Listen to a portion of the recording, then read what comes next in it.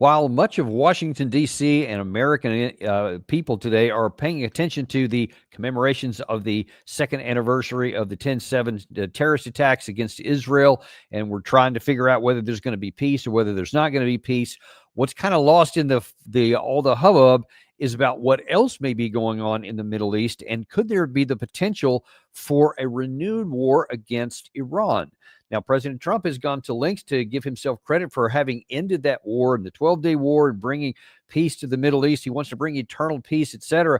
But when you look at the actual actions and what some of the people are doing and what the U.S. is saying, one is not so clear that that's not in the offing for another round against Iran. To try to help us make sense of what is going on, we have back with us the ever-popular Colonel Douglas Macgregor, defense and foreign policy analyst, former advisor to the Secretary of Defense, highly decorated combat veteran, and huge friend of the show. Doug, welcome back as always. Happy to be here. Thanks. Well, let's just jump right into it.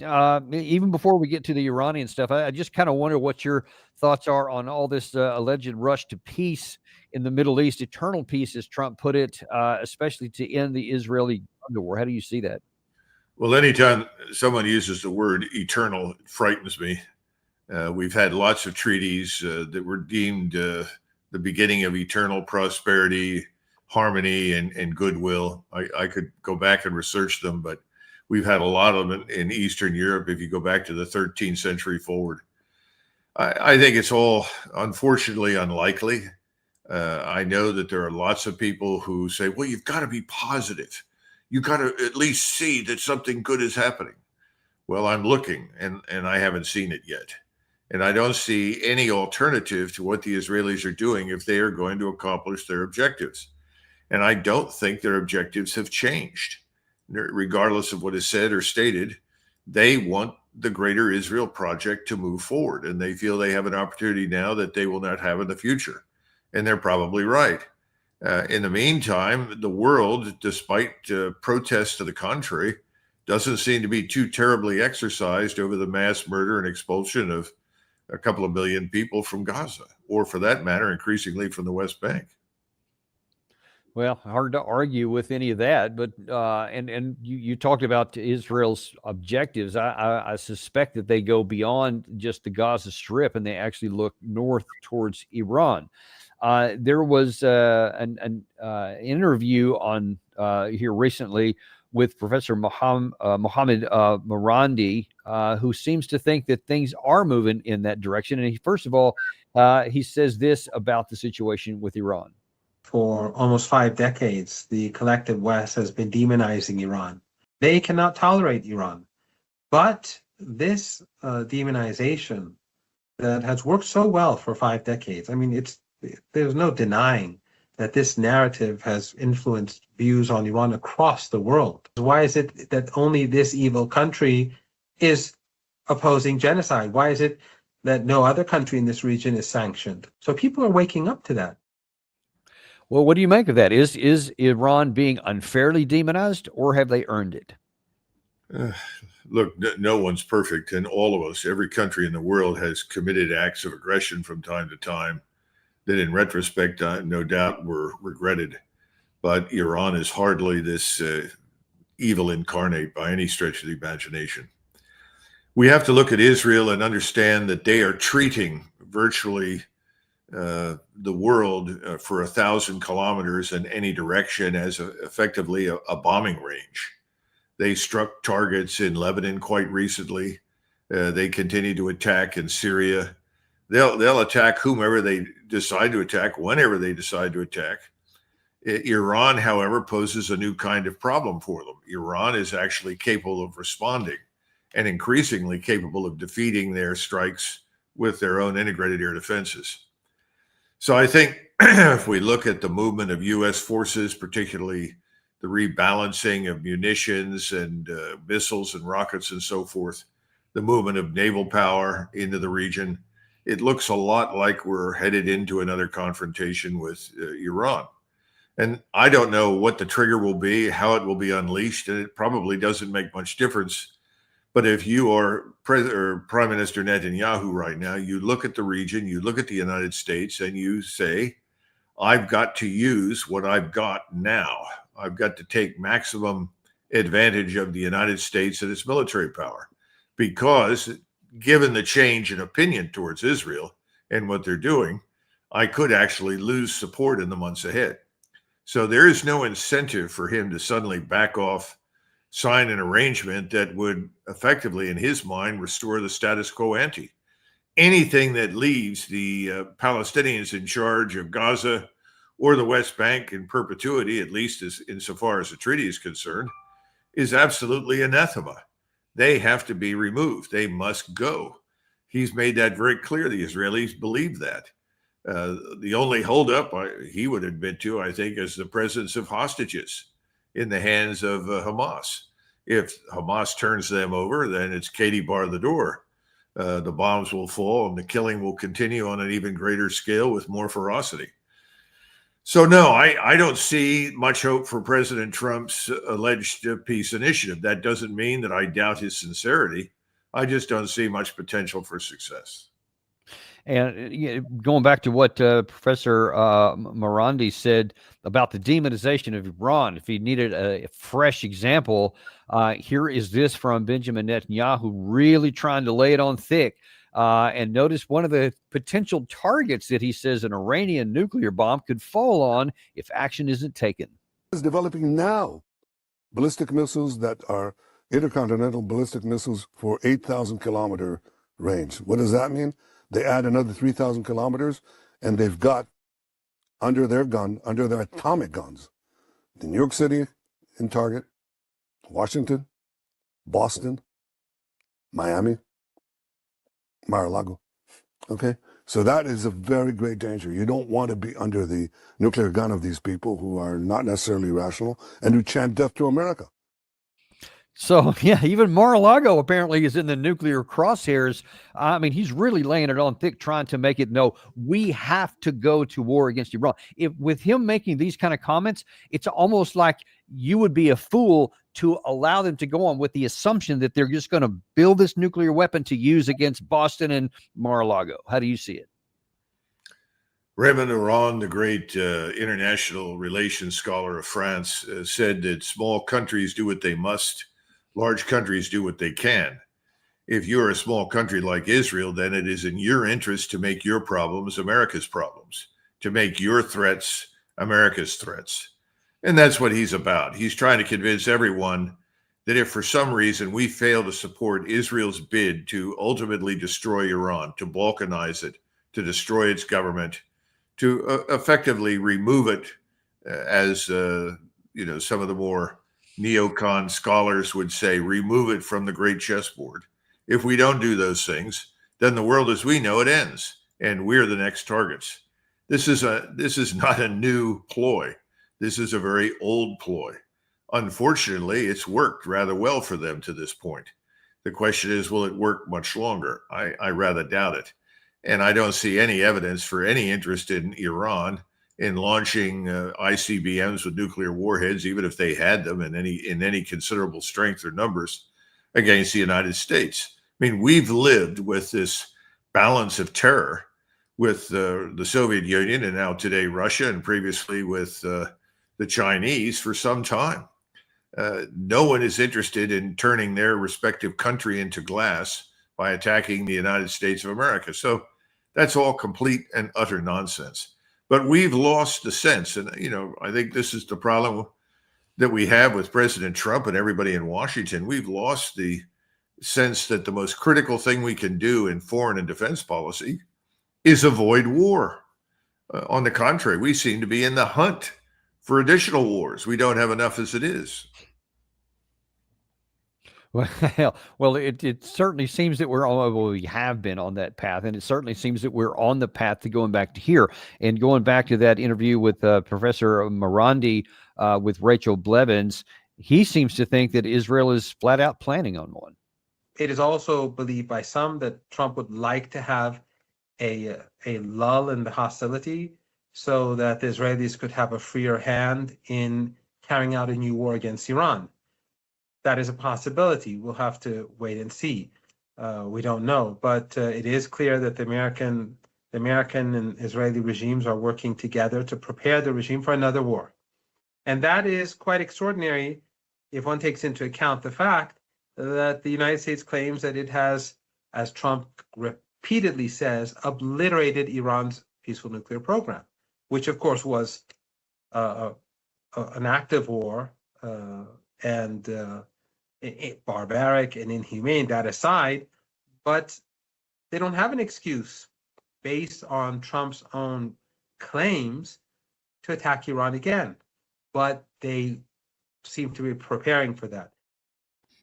So they do seem to be preparing for that. In case you had any wonders, he mentioned something about Trump there, and I want to play this clip. We got a couple here, but I'm going to start off with this one from President Trump speaking at the commemoration of the Navy here just a little bit ago, and he brought up the issue of Iran. Spectacular military feats the world has ever seen, the obliteration of Iran's nuclear sites in Operation Midnight Hammer. How did that work out? Pretty good, right? And we shot 30 Tomahawks, you know that. On top of, after the B-2, how about that? The B-2s, what they did, those beautiful flying wings, what they did, they hit every single target they hit. And just in case, we shot 30 Tomahawks out of a submarine. Every one of them hit too. So I would say Iran was not particularly thrilled. They were going to have a nuclear weapon within a month. And now they can start the operation all over again, but I hope they don't, because we'll have to take care of that too if they do. I let them know that you want to do that, it's fine, but we're going to take care of that, and we're not going to wait so long. It should have been done long before I came along. So that last part there is kind of what got my attention, except next time we're not going to wait so long. How do you interpret that? Well, it's pretty hard to miss, isn't it, Dan? I think he's, once again, the perpetual marketer.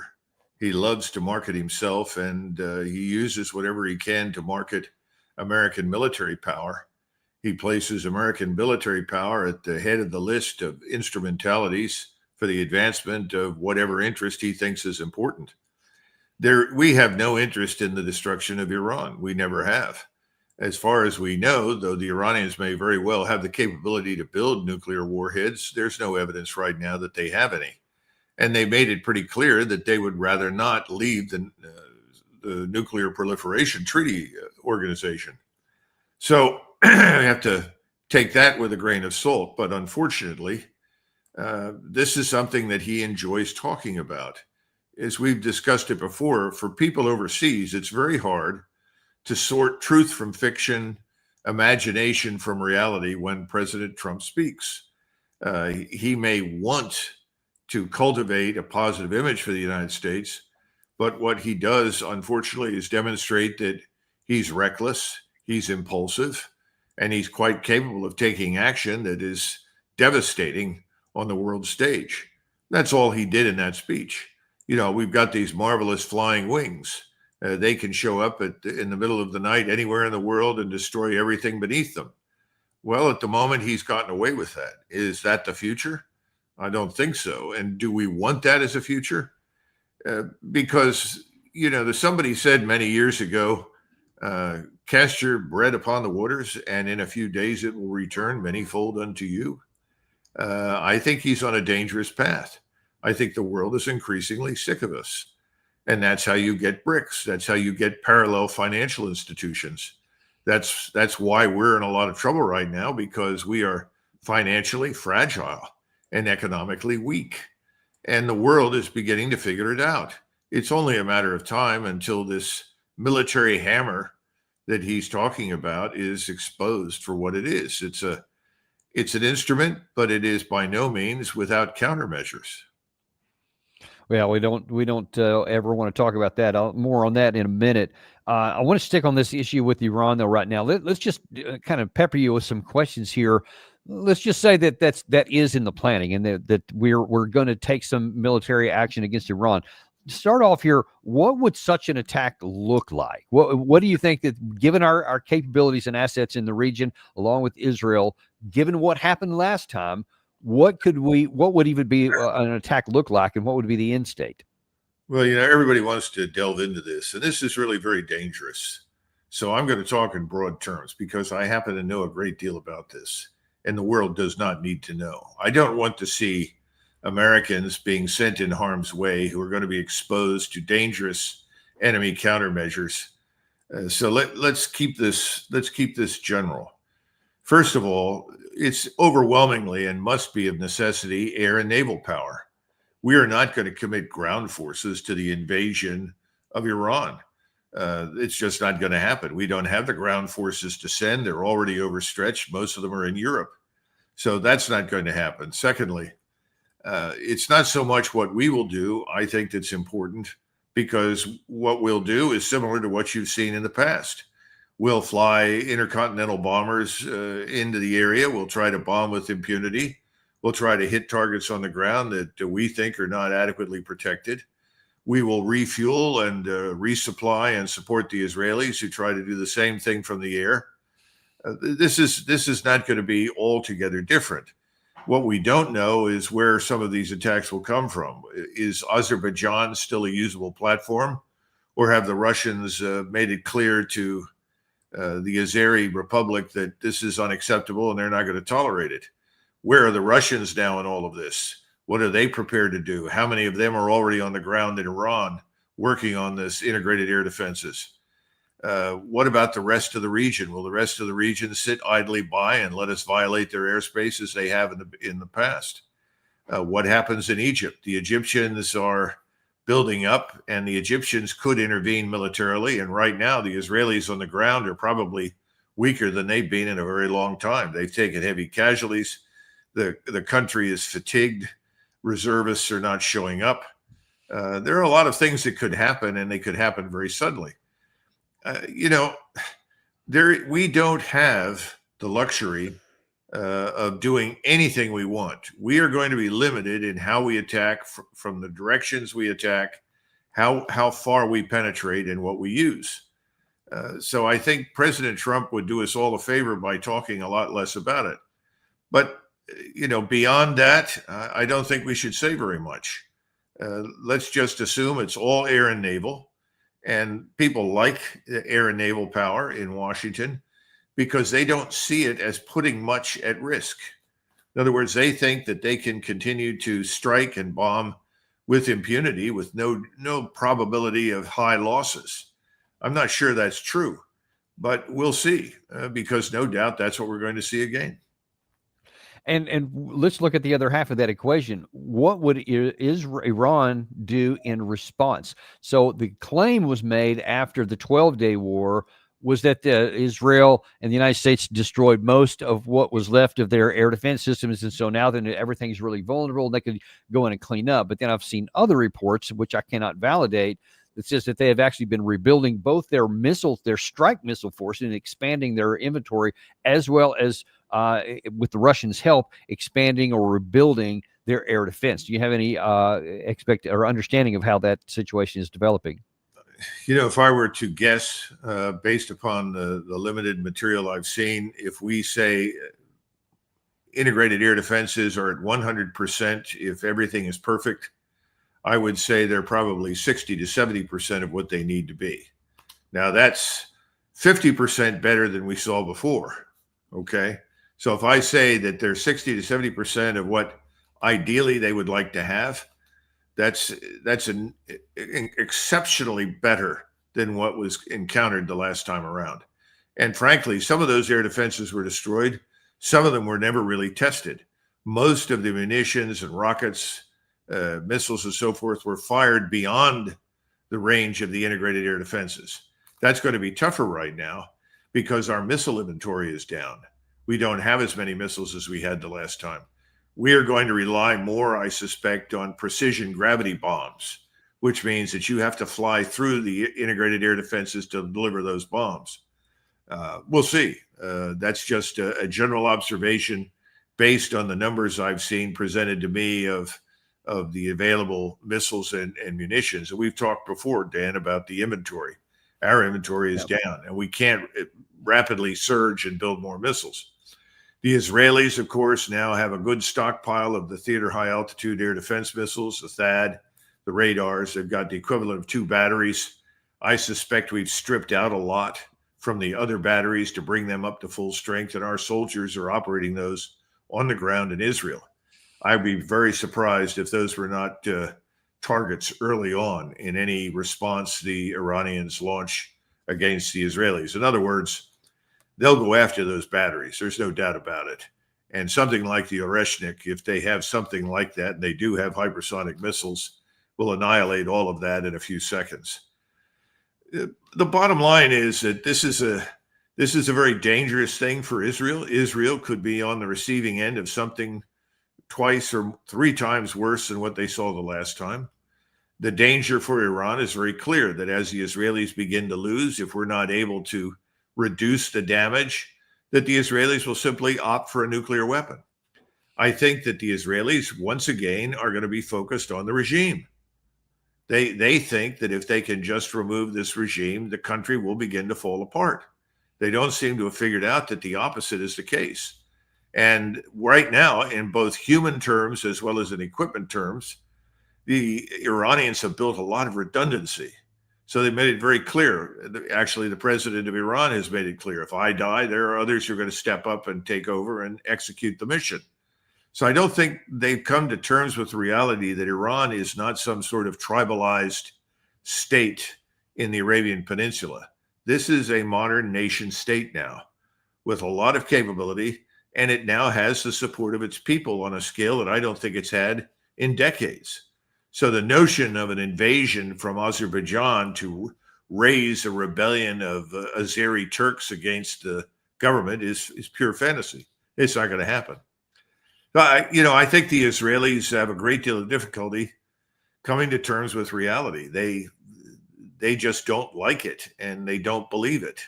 If they believed it, I think we would be dealing with a different group of people in Israel. They're not rational at this point. Well, and speaking of that, if Israel, or rather, since Israel actually has a nuclear inventory, and it's the worst kept secret than anyone, everybody is aware that that's the reality here. Given that Iran probably doesn't have any nuclear weapons, why can't Israel just say our security is completely insured, and we can tell them if they ever cross any, you can fill in the red lines that you want to, then we'll use the nuclear weapons, and if you don't, everything's going to be fine. That they would then be secure. Why this compulsion to either destroy or turn off or have a regime change? What do you think the compulsion is? That I don't understand the logic. Well, I think the compulsion is important to understand. It's sort of extending your frontiers of insecurity well beyond what is reality or necessary. I mean, we can go back through history and look at many states that have engaged in this sort of thing. Why did Bonaparte feel compelled to invade Russia? There was no real reason to do so. And had he stayed out of it, he could probably have stayed in charge of most of Europe for the balance of his lifetime. If you turn to the Second World War, setting aside the first, where the Germans made it very clear they were not going to invade Russia, and they let the Russians impale themselves on German defenses that ran from Lithuania, Latvia, Estonia, down through Poland, all the way around Hungary and in Western Ukraine. They were smarter than that. They let the Russians do the attacking, and they took the heavy losses. In World War II, though, they decided to march into this place with the goal of regime change. What a dumb idea. Anybody who'd looked at that rationally, had even an ounce of common sense, would have said no, but this romanticism took over. And I think there's a lot of romanticism in that sense in the Israeli mind. They really think they're on the verge of dominating everything. I mean, imagine the president of the United States being in a foreign country and announcing that he now controls TikTok, and everyone in the world is going to be subjected to a steady dose of pro-American propaganda and information from our control of TikTok. People would look at him and they say, well, what's wrong with this man? Is he crazy? We don't all just watch TikTok. I mean, we do have brains. We can think. There are alternatives. But that's what Netanyahu has done. He's now extolling the virtues of Israeli control over TikTok. And as a result, he thinks he's won a critical battle in the Great War for control of the United States and the Western world. It's a dumb idea. People aren't that stupid. But apparently he seems to think they are. And why would you announce such a thing? If you wanted it to be effective, you would probably pretend that it was objective, right? But this is unbridled arrogance for which that particular group of people in Israel are well known. And arrogance is always the next to last chapter in the history of the state that engages in it. We've seen that before. During the war, several times German generals did actually tell Hitler, that's too much. It can't work. And he would look at them and he'd say, you don't know what you're talking about. I know. The German soldier can do anything. No. No soldier in any country can do anything. That's nonsense. So I think that's where Netanyahu is now. Only instead of soldiers, I think he's talking more about a commanding lead in aerospace technology and missiles and the absolute, total, and complete unconditional support of the United States Armed Forces. Well, we'll have to see how that's going to play out, and we'll keep monitoring that. But you mentioned this kind of delusionary thinking, which we've been talking about in terms of what's going on in the Middle East. Unfortunately, that illness or that sickness extends into other areas, and we're going to take a look at what's going on in the Russia-Ukraine war because there's another example there. And we're going to start off with Volodymyr Zelensky, who, on the one hand, is complaining about all these attacks on his energy infrastructure. Russia has rejected every proposal to end the war or even to halt the strikes. It's blatantly trying to destroy our civilian infrastructure, especially now ahead of winter. Gas facilities, power plants, and transmission systems. Zero real reaction from the world. So he's actually mad at the world because they're not standing up and I guess coming to his aid and fighting, oblivious to everything that's happened in the last 3.5 years. But what do you make of his focus right in here that how dare the Russians do this? And they haven't paid any attention and done anything for peace. Is that accurate? Well, look, anything that comes out of the man's mouth is a bold-faced lie. But the issue of energy is a very important one. Energy is the key to everything. You can make a pretty damn good argument that the Second World War waged by Germany was lost largely because it didn't have the energy to sustain itself and keep things running. If you look at the strikes right now, they're terrible and they're doing enormous damage to the energy infrastructure. But I received some information this morning that was sent to me from friends abroad. It was translated from the Russian. And the Russians have internally said all of Russia's oil and gas is now completely diverted away from Europe. In other words, most all of it is going through Central Asia into China and down into India. And there is no plan nor any interest in the infrastructure that exists in the West in terms of restarting the energy to Europe. So as far as they're concerned, they've made their decision. They've reoriented all of their energy to Asia and Central Asia and Southwest Asia. In other words, it doesn't make any difference what we say or do anymore. They're not playing. They're not coming back. I think that's the most serious consequence of this Ukraine catastrophe. It's not that the energy infrastructure in Ukraine is being destroyed. That's the sort of thing you do when you're finishing off your enemy once and for all. That's what we did during World War II to the Germans. We reduced them to the point where no German aircraft in June, July of 1944 could stay in the air for more than a couple of hours because they just didn't have the fuel to move them. They were making fuel out of potatoes, believe it or not, in order to move armored divisions. So my point is that the Russians are finishing off the Ukrainians, put it bluntly. But it's not just the Ukrainians. They are saying that's it. Our history with Europe is at an end. No more from us. And that's a very tough thing because if you live in Finland and Sweden and Germany and Poland and Hungary, now they're going to try and supply the Hungarians and I'm sure the Slovaks, but the rest of us are out. We've had it. This is catastrophic because when this stupidity ends, this pointless, unnecessary war ends, what has everybody got to do? They've got to rebuild. How are you going to rebuild without energy? You're going to import from us, and we're not cutting anybody any breaks on price. On the contrary, we're exploiting the opportunity and screwing our European allies to the wall, which in the mind of somebody like Trump, who thinks that's good business, is something to be celebrated. This is all bad news. Let me ask you this. In interpreting in light of what you just said and what it seems like that many in the West are stumbling into. How would you interpret this comment by General Jack Keane, who's viewing all these things that you're talking about, all this stuff with the energy infrastructure, the final settlement, at least some knowledge of history in World War II, et cetera. He's saying that not only should we not recognize that and seek a negotiated settlement, he's saying we need to slap Russia harder.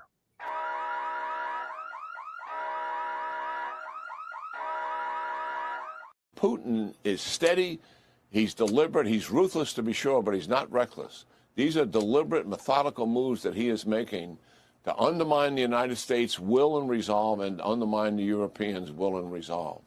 That's what he is really about here. And we've got to stay focused on it. We've got to upgun the Ukrainians militarily, and some of those decisions have been made last week, and that's all good. We can't get into the specifics of that. And I still think we got to foreclose on the sanctions and the tariff, slap them hard in terms of anybody that's purchasing oil, certainly from the Russians. That obviously is China, it's Iran, it's a whole bunch of other countries that are helping to finance this and arm them for sure. But the reality is we have got to get tougher militarily and also economically to put real pressure on Russia. Oh, I just don't understand with the wreckage of 3.5 years of failed military and economic policies. Why do we still get people in positions like this saying, let's do more of that? Yeah, it's difficult to explain, but I think there is a active denial of reality. Just look at what's happened with India. India has been a friend to the United States. They've actually absorbed a lot of the missions that we used to perform in the Indian Ocean and in East Africa. They've gone after the pirates so that our sea power was freed up to do other things. We have had good relations with India. We don't do a lot of trade with them, but nevertheless, there's no reason to alienate the Indians, but that's exactly what we've done. Essentially, Modi has said, thank you very much. You want to punish us for buying oil and gas from Russia? We're going to continue to do that because it's vital to our national interest. There's this old expression that Washington used repeatedly saying, no nation can be expected to move beyond the limits of its own interests. When you begin saying that you must now become hostile to Russia or we will take action against you, means that at least half the world is just going to walk away from you because they don't give a damn what you are trying to do to Russia. They're concerned with their own economic stability, their own energy needs. They're not going to behave like the Germans and commit national suicide. So it's a rather stupid idea. It has no chance of success. The other thing is militarily, what are you going to do? Are we going to round up the 1 million men that we think are Ukrainian men that are living in Europe right now who refuse to go home? Now, there are many millions, but I'm talking about military eligible males, whether it's in Italy or Sweden or Germany or France or Poland. Are we now going to arrest them, put them on boxcars and ship them east so that they can be quickly equipped and trained and sent into the meat grinder to die in vast numbers? Or is he simply saying, we'll just provide more missiles and rockets that can be lobbed over the heads of the Russian army on the ground in eastern Ukraine and hit Russian cities? Well, if that's what he's advocating, we're going to be at war with Russia. And we don't have the manufacturing base that we did 80 years ago. We're not going to be able to gear up quickly for a war. We're not going to be able to keep up with the wastage and missiles and equipment that are necessary to fight a war. But the Russians can do it. The Russians are ready for it. And as you know, Dan, they're mobilizing additional manpower. They're fully prepared for the unfortunate tragedy that we decide to go to war with them. And then, of course, you have President Trump that seems to vacillate. Oh, yes, I'm going to send Tomahawk missiles and that'll make a big difference. Then he talks to Putin on the phone. He says, well, maybe I won't do that. Maybe we need to tell the Ukrainians, or ask the Ukrainians, where are you going to shoot them? Come on, give me a break. This is all nonsense. It's irrational nonsense. It's a combination of arrogance and ignorance in the worst sense of the word. And there's a failure to understand that we and the Europeans are playing with fire. The Russians aren't going to stand around and allow us to humiliate them in perpetuity. It's ridiculous. So bottom line is that he's well paid.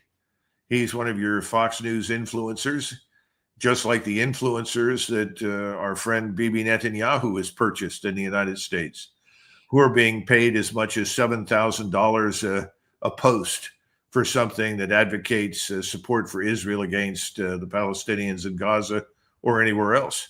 He's in the same boat. He picks up his check and his bank account is flush with millions in cash because he comes on and says these things. And it's not only the Israelis. I mean, if anybody has looked at the defense industries, they certainly have profited enormously from these wars and want to continue to do so. So there are people all over Washington, all over the United States, who are willing to throw money at someone like Jack Keane, because when he speaks, they introduce him as a general, 4-star general. If a 4-star general says it, it's got to be right. Wrong. I mean, we went through this in Vietnam. And let me tell you, William Westmoreland was a much better human being and a much better officer than many people give him credit for being. But he was wrong. And he was saying things that were outrageous, only I think he actually believed them. I don't think that's the case right now. I think you're either on one team or the other. And that means you're with the Uniparty and everything the Uniparty wants to do, or you're out. You're edged out.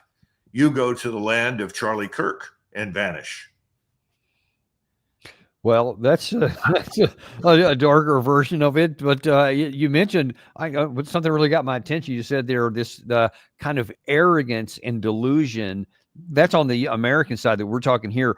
Unfortunately, it's also very much on display at the European Union with Ursula von der Leyen. And he is not hiding his glee and support for all of his obedient friends in Europe who are doing his work for him.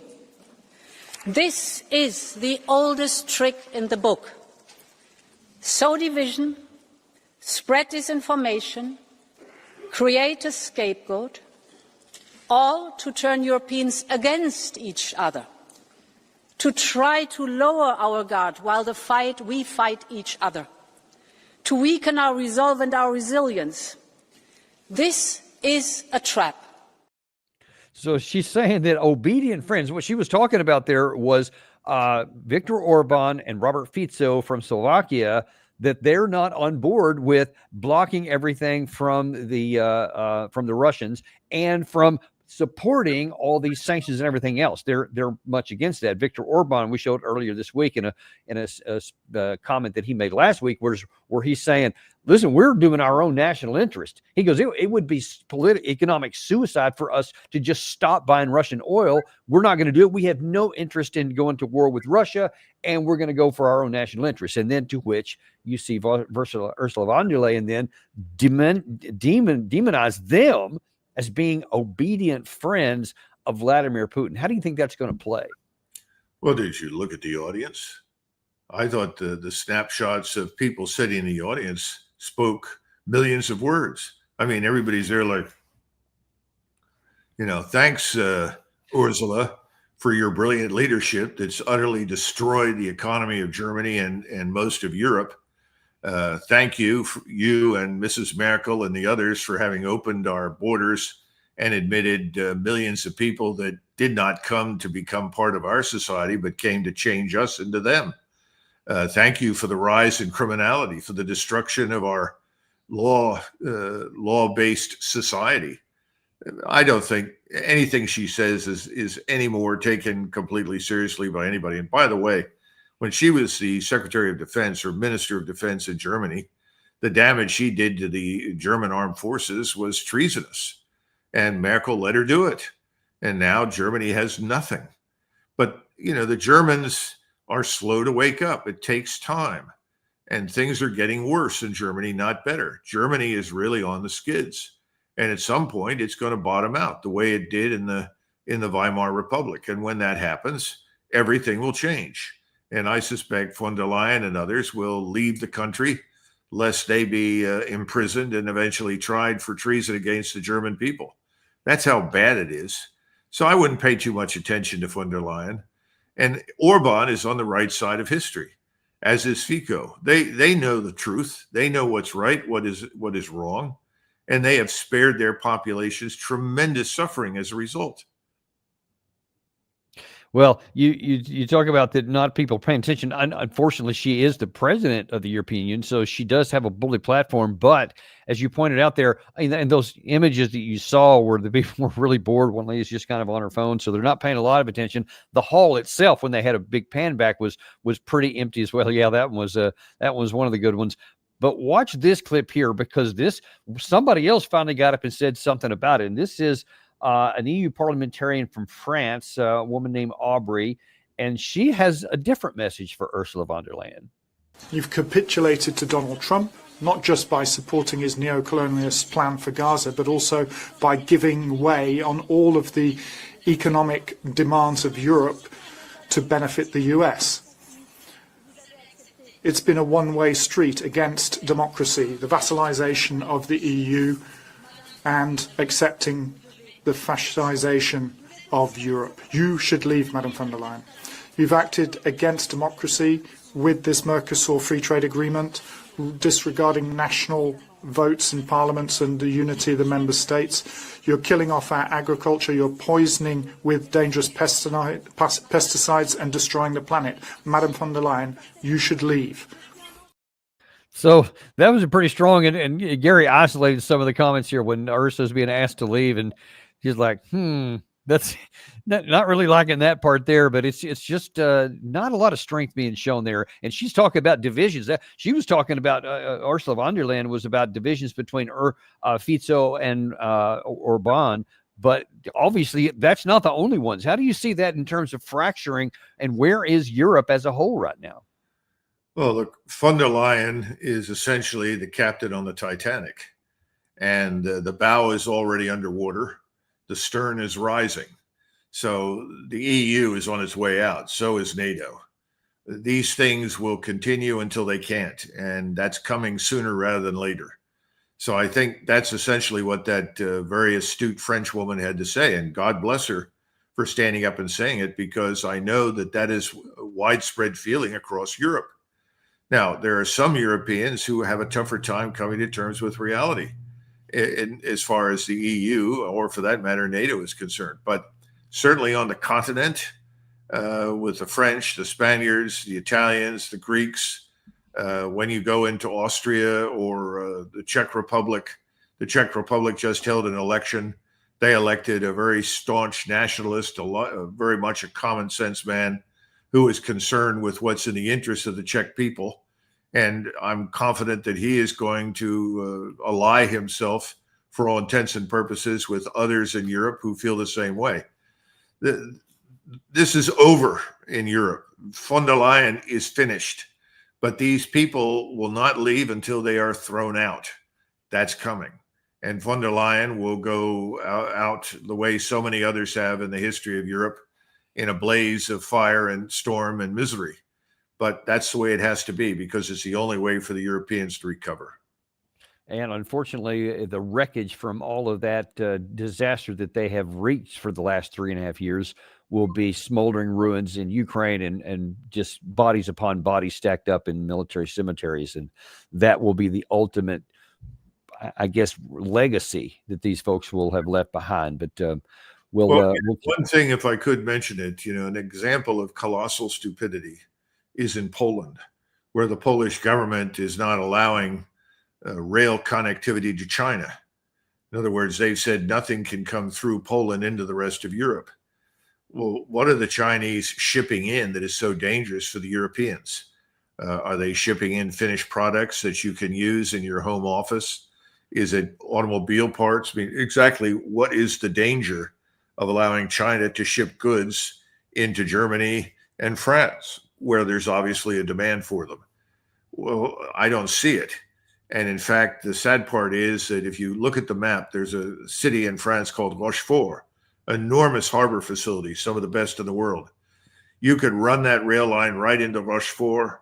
You could get on fast sea lift, and you could ship straight to the United States. And oh, by the way, the United States could ship straight into Rochefort.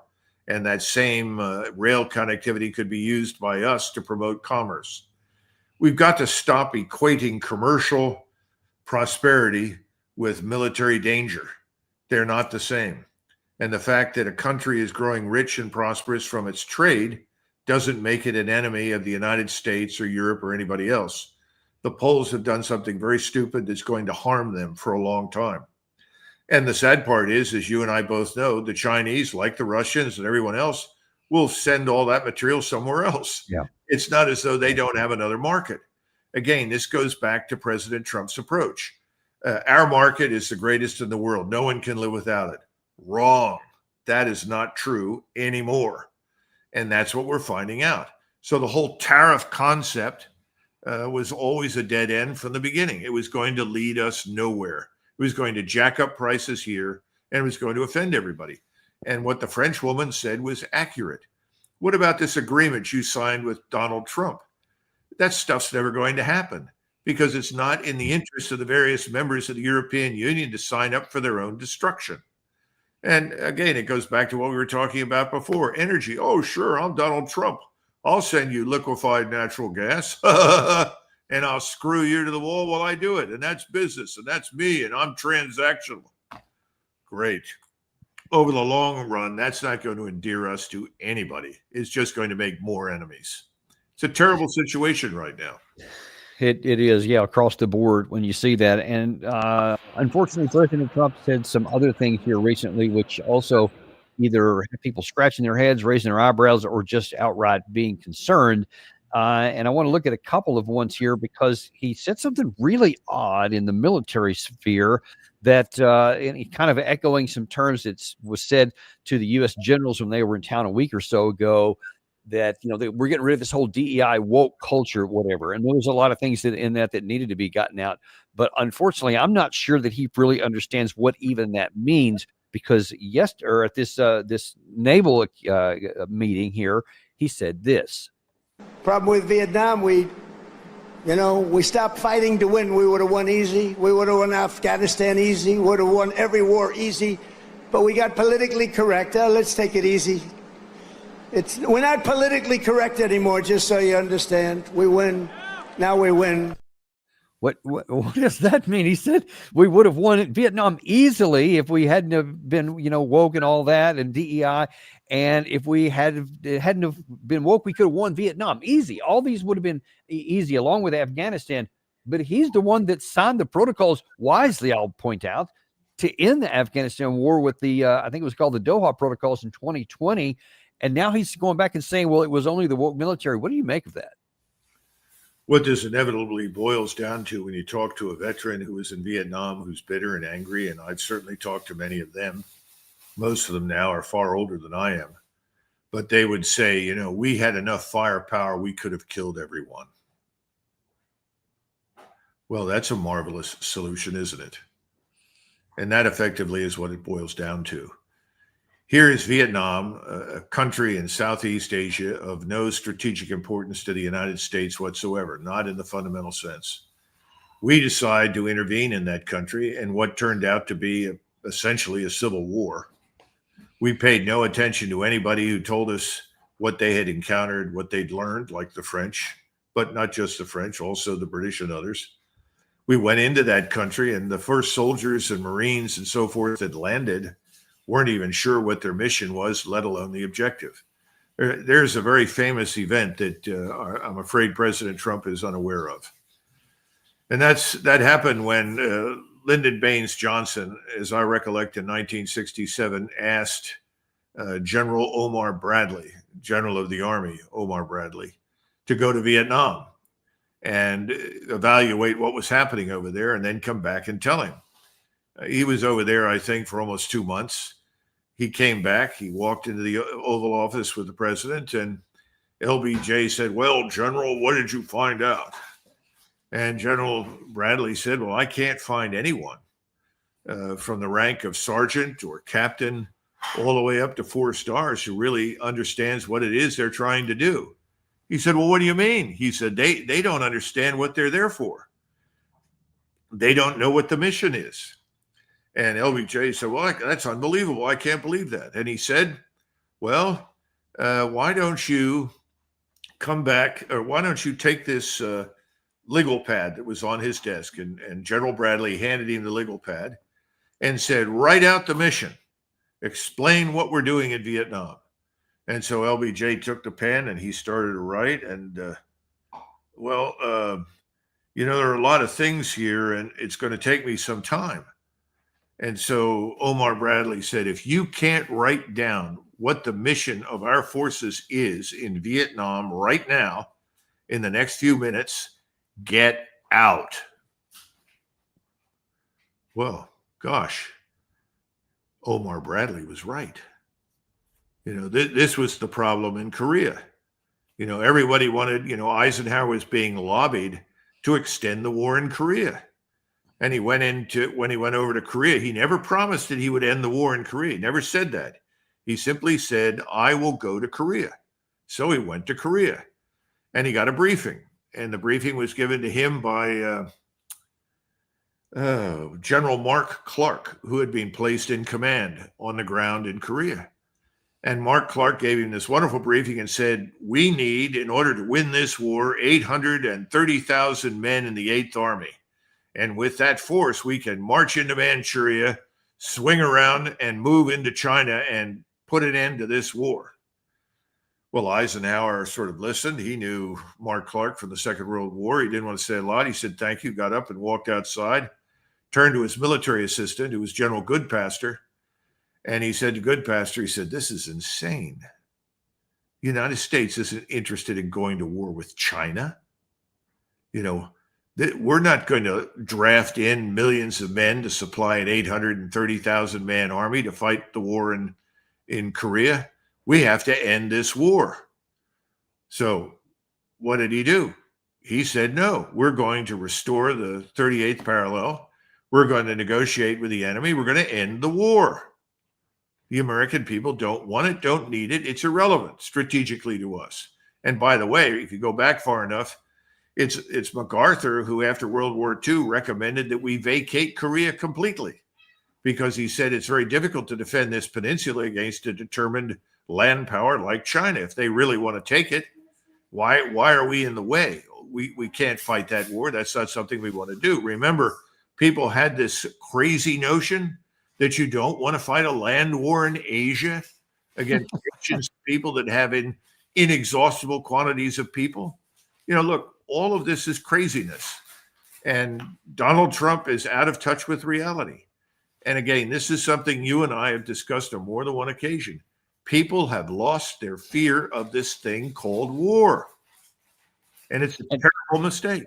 And one more piece from that same speech, which I think really underscores exactly what you're saying, is this: not only is there not a fear of war, but there is an unsubstantiated confidence in our military power.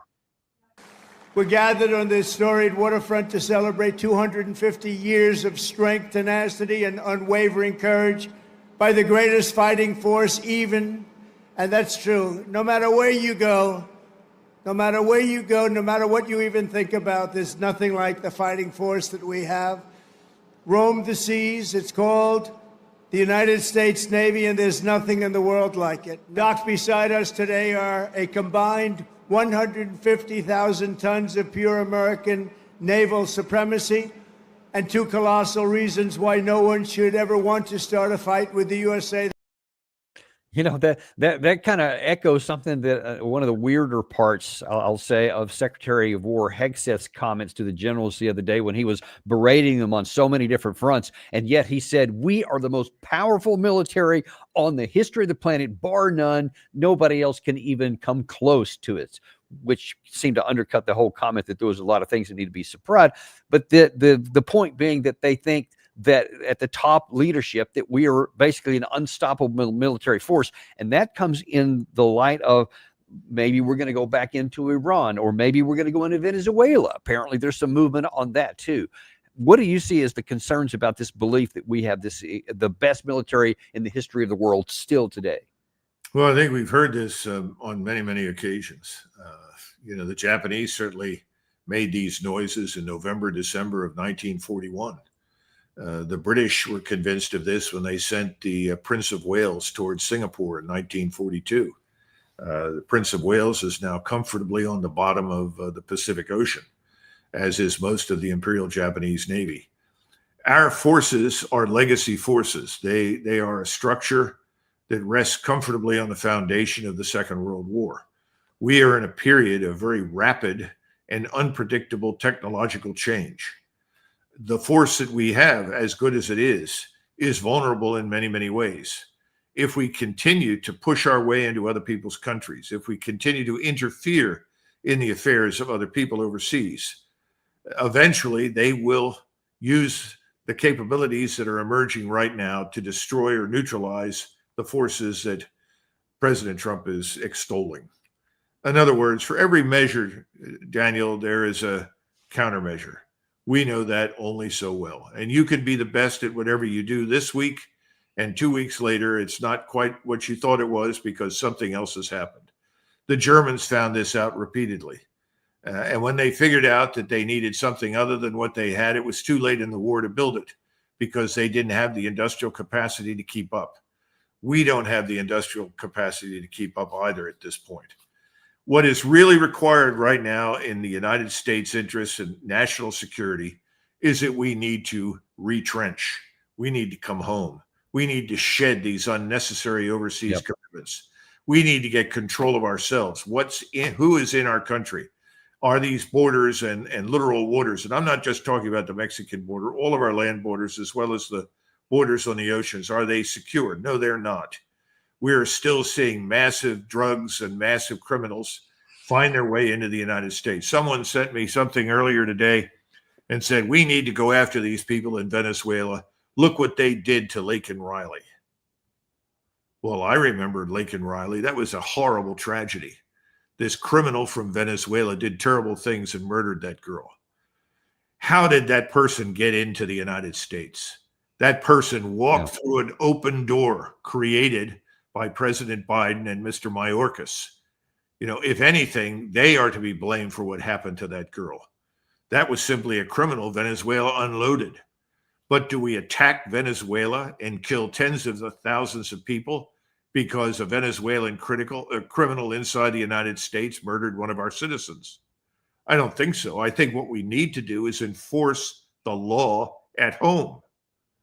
Round up these people that don't belong in our country and send them back and shut down immigration until we know who's inside the United States. We can't pretend it's business as usual anymore. It's not. But instead of taking those things seriously, adopting sensible measures that are not all that expensive, that are relatively easy to implement, what are we doing? We're cultivating a new war in Venezuela. And that makes no sense at all. I don't care whether you like Maduro or anybody else who happens to govern in South America or Central America. We don't need to do that. We can cut all the drug problems off at the border and in our coastal waters if we want to do it.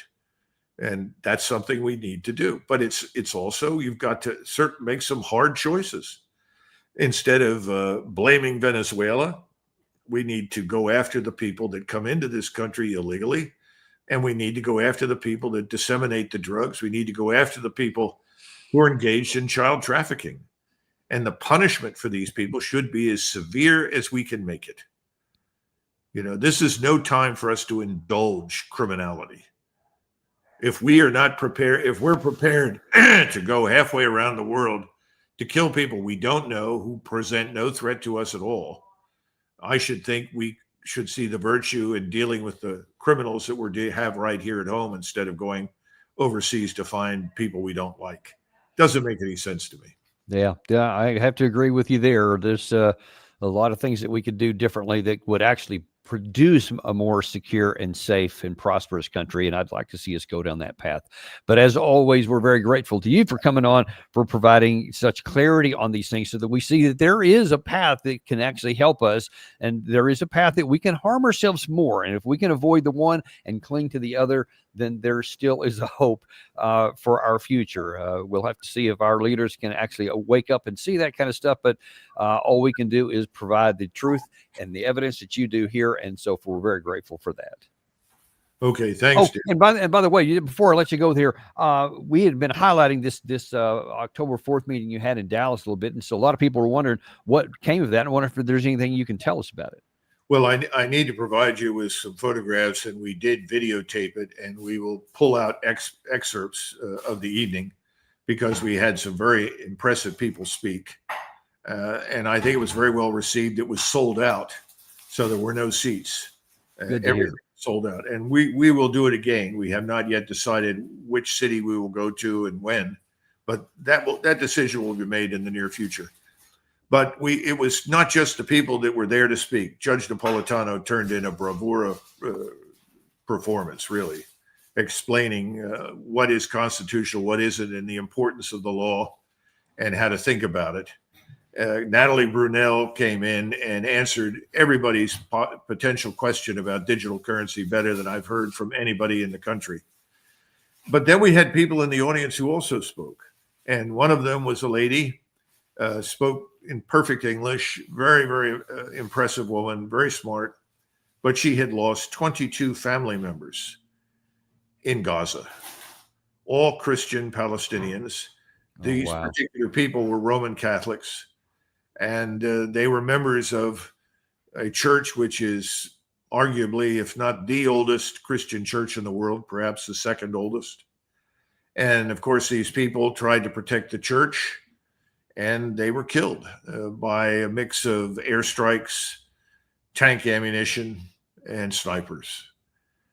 So I asked her if she would please speak, and grudgingly she did, and she broke down because how could you not?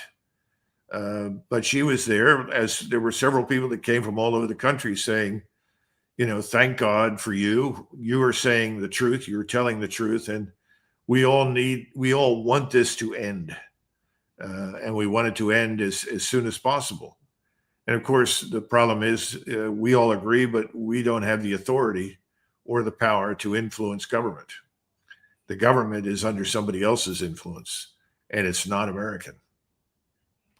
Well, we'll have to do whatever we can to change that dynamic. And as I understand, that's part of what your conversation was, and we look forward to that continuing to expand. And we'd love to promote some of that next time you have opportunity with whether it's Natalie or some of these others that are some of your videos here. We'd love to expand that and amplify this message because we certainly believe in it as well. Thank you very much, Doug. We appreciate it. Thank you, Dan. And thank you guys very much, too. To let you know, we'll be back at, 2 o'clock today with Glenn Deason. We're going to be talking about some things he has learned in Russia recently. Also to point out that we are on podcasts, Apple Podcasts, Spotify, Podcast Addict. Let your friends know that we're there, because some people I know don't even watch a lot of videos, but they love podcasts. Let them know that they can get the truth there as well. We're also on the written form at Substack. You can go to danieldavisdeepdive.substack.com, and you can find us the written materials there, as well as some of the videos posted. So one way or the other, however you get your information, make sure your friends know. Do not keep this to yourself, folks. We need to spread this word. It's been working, and we appreciate what you guys have been doing, and we ask you to do a little bit more. Thank you very much, folks, and we'll see you here in a little bit on the Daniel Davis Deep Dive.